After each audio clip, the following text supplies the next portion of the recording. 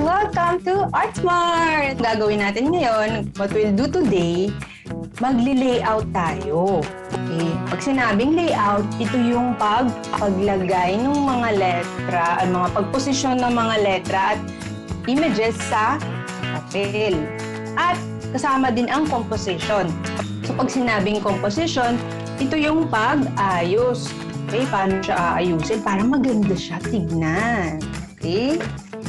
Sino may idea? Pag sinabing graphic design, sino makakahula? What do you know about graphic design? Pag sinabing graphic design, ano kaya yun? Ito ang kombinasyon ng text or mga letra, mga salita, at imahe.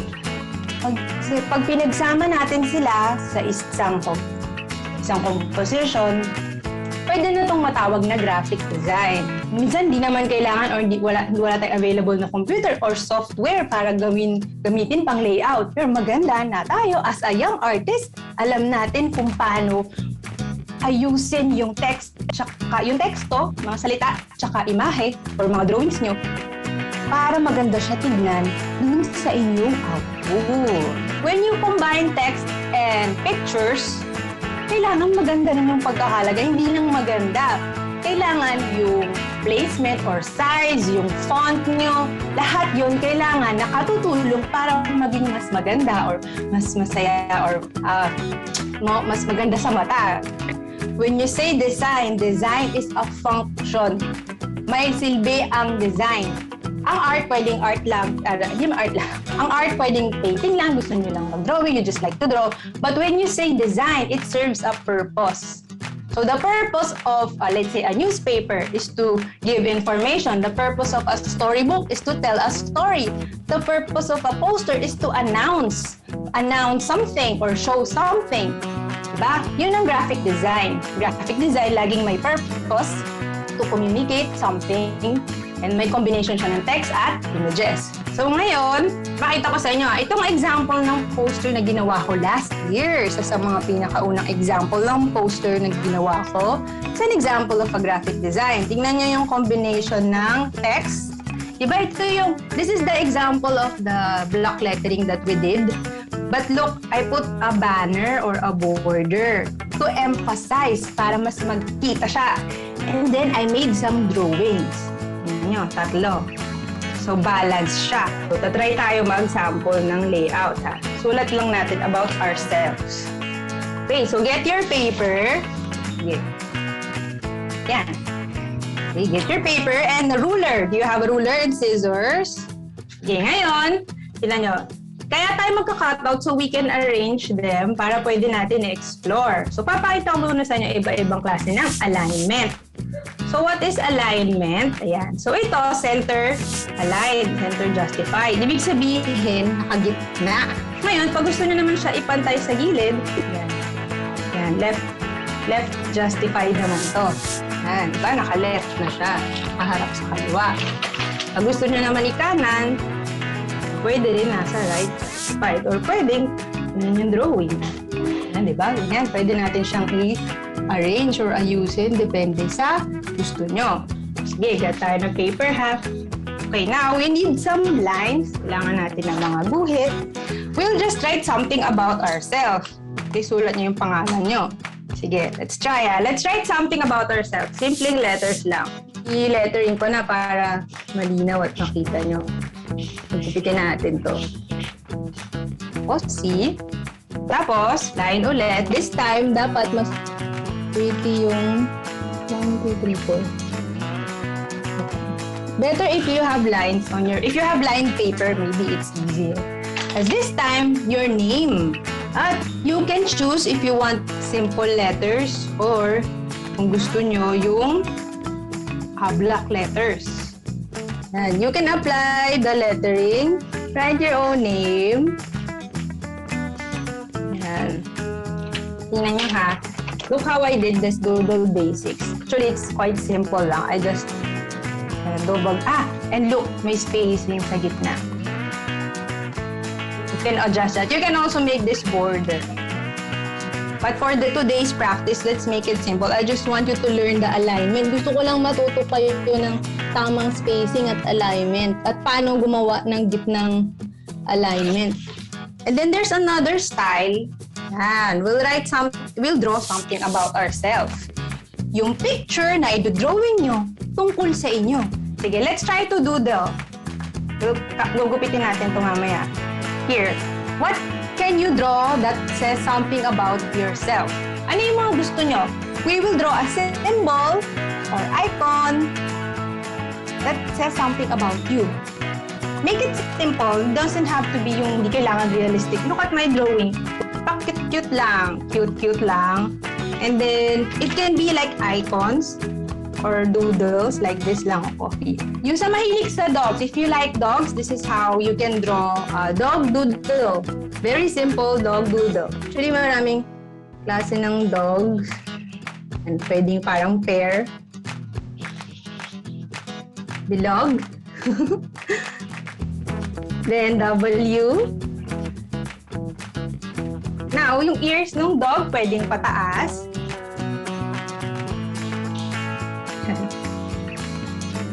Pwede ring pababa. Pwede ring pa ganito yung dog nyo. Yan. You can cut this out as an icon. And para yun yung pang-decorate nyo later. What else? Diba yung cat? Number 8 tayo pa nag-drawing ng cat. Ganun din. 3 dots. 1, 2, 3. 3 dots and a W. Triangle, and a tail. Pwede nyo siyang lagyan ng color. But you can color this out. You will cut this out. And then, ang gusto ko, I want to see how you will arrange them when we cut them out. Paano nyo siya ayusin sa papel. Sige, let's draw a paint palette. Sige. Paint palette, ibig sabihin yung saan kayo nag-mix ng watercolor. We'll draw the paint palette. So, gawa ko ng rectangle. Gawa tayo ng circles.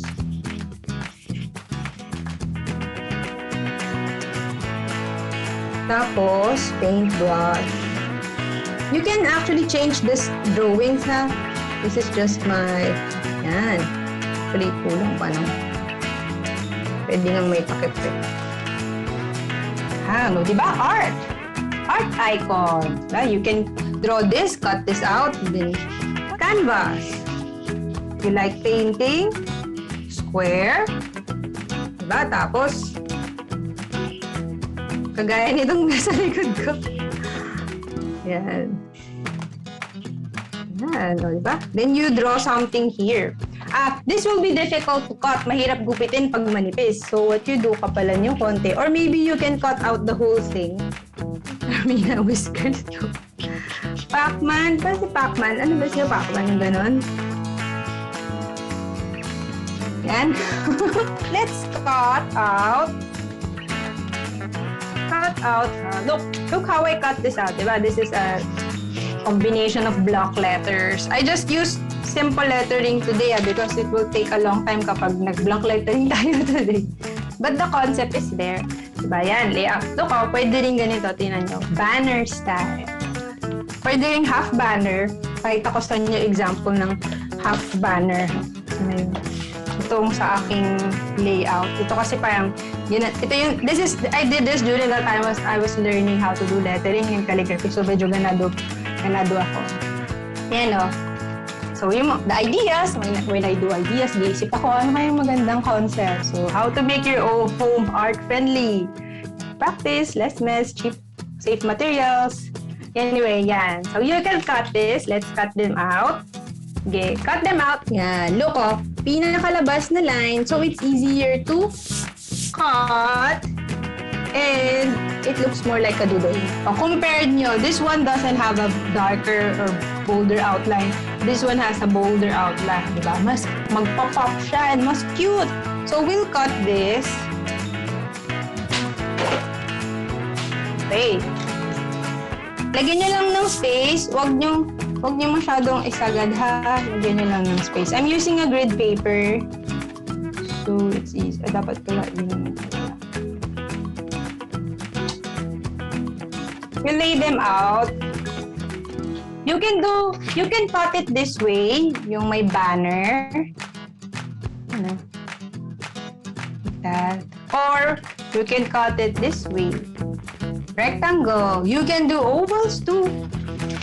Actually, the reason why I'm cutting it is for us to rearrange it easily. Kaya ako pinapakat kasi mas madali. And sa design kasi, there are elements. This is an element and our objects are also elements. So, turo ko muna sa inyo yung alignment. Yun lang muna. Okay, now, arrange natin to ha. Use this. Pwede nyo, you can add more text ha. You can add there.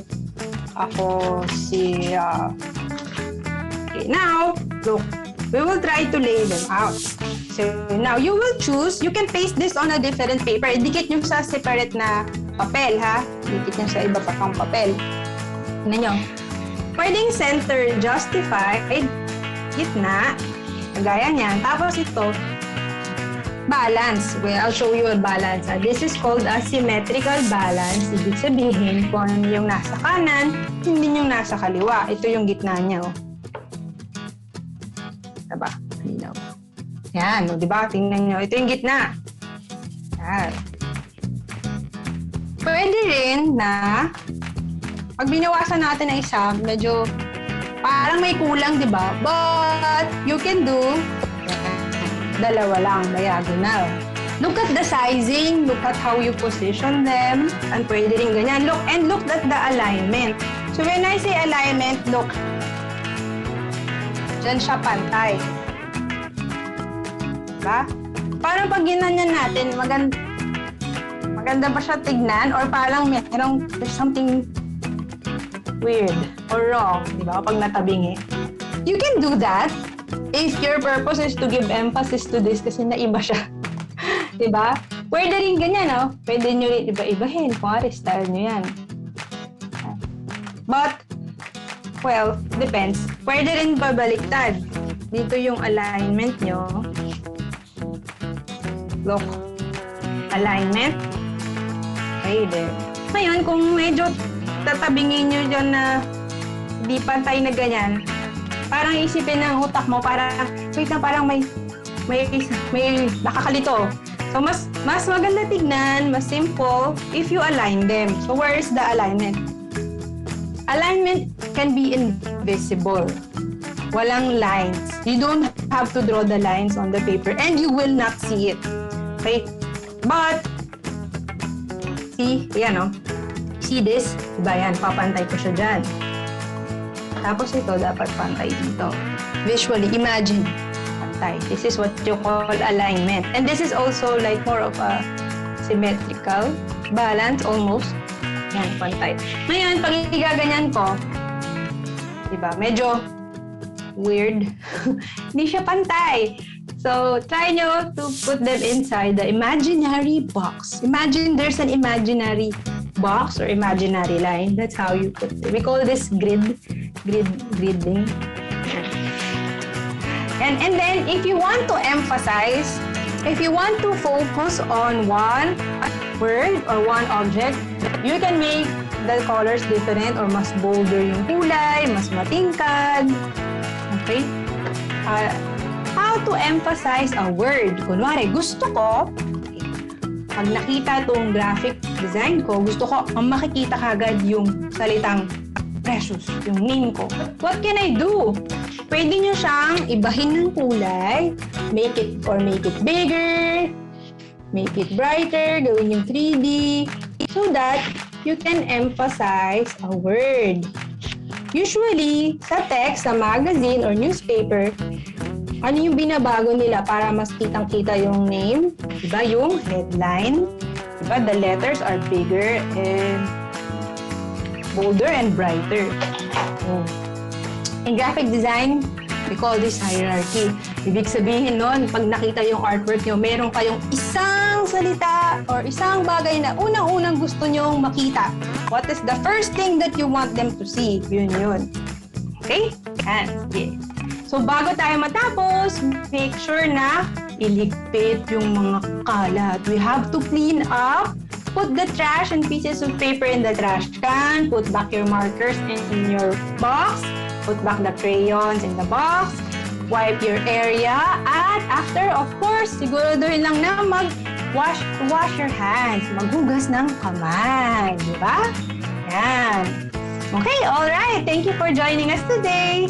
So, tulad ng nakita nyo, lahat tayo may kakayahan mag-drawing at of course, maganda na as early as now, we can learn simple things like graphic design, diba?